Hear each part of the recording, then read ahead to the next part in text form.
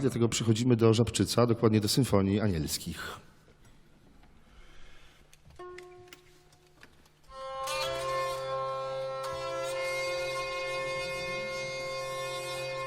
Ach, zła Ewa narobiła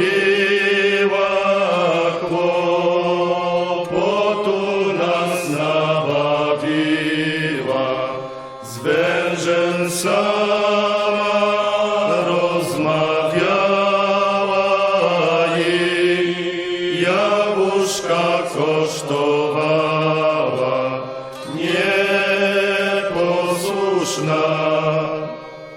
Adam z raju wypędzony zostawił płód zarażony, ale go z kłopotu tego matka Syna Przedwiecznego wybawiła. Robak chytry zwiódł mężatkę, za tę winę sam wpadł w klatkę, bo mu głowę podeptała, która od wieków przyśmiała białogłowa.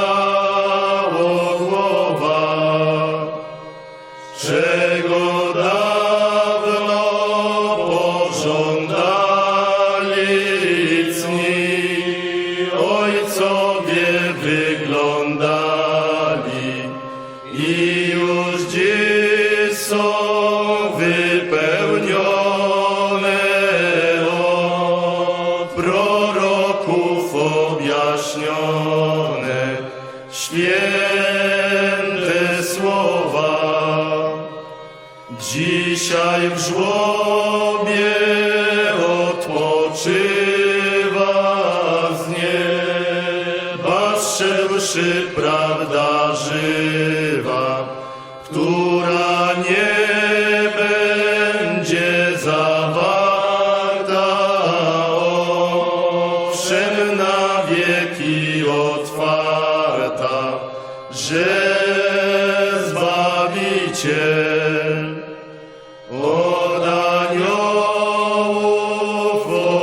ogłoszony z Panny w stajni narodzony, skąd wesele nam przynosi, miły pokój ludziom głosi.